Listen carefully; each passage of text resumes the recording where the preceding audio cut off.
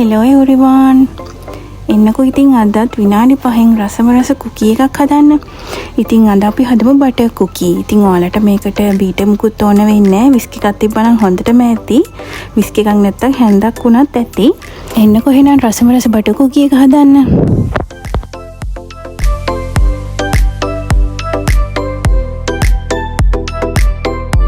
ඉතින් ingredients වල measurement මම description box එකේ දාලා තියන්නම්.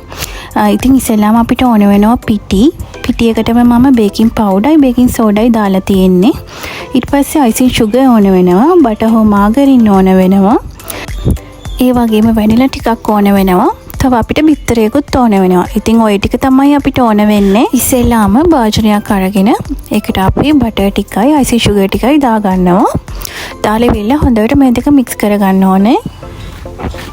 මේ වගේ ක්‍රීමි පේස්ට් එකක් වෙනකම් හොඳට mix කරගන්න.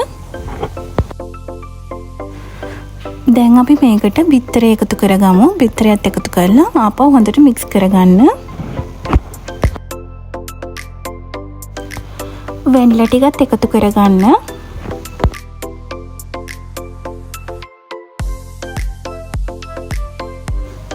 මේ විදිහේ මික්ස්චර් එකක් තමයි අපිට ලැබෙන්නේ. දැන් අපි පිටි මිශ්‍රණය එකතු කරගමු. පිටි ටිකත් එකතු කරලා හොඳ ක්‍රීමි පේස්ට් එකක් වෙනකම් හොඳට mix කරගන්න. මේ කන්සිස්ටන්සි එකට තියෙන මික්ස්චර් එකක් තමයි අපිට එන්න ඕනේ. කියන්නේ අපිට මේක පයිප් කරගන්න පුළුවන්. ගොඩාක් තියාරු නැහැ. ඒ වගේම ගොඩාක් ඝනකමුත් නැහැ. මේ විදිහට තමයි ඔයාලා හරියට හදාගත්තා නම් අපිට මික්ස්චර් එක ලැබෙන්නේ. අපි දැන් මේක පයිපින් බෑග් එකකට දාලා ට්‍රේ එකකට පයිප් කරගමු.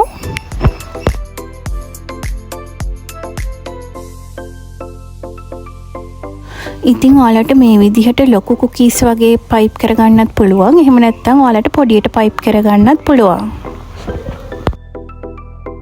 ඉතින් ඔහොම තමයි අපි කුකීස් ටික පයිප් කරගත්තේ. ඉතින් මේක සෙල්සියස් අංශක 175 විනාඩි 20ක් 25ක් විතර බේක් කරගන්න ඕනේ.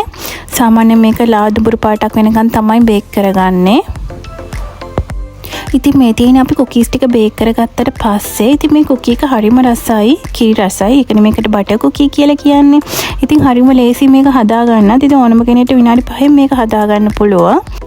ඉතින් එහෙනම් අද වීඩියෝ එකත් ඔයාලට වැදගත් වුණා නම් like එකක් දාන්න, comment එකක් දාන්න, ඒ වගේම subscribe කරලා channel එකත් එක්කත් එකතු වෙන්න කියන ගම ආදරේ ගිහින් එන්න. bye bye.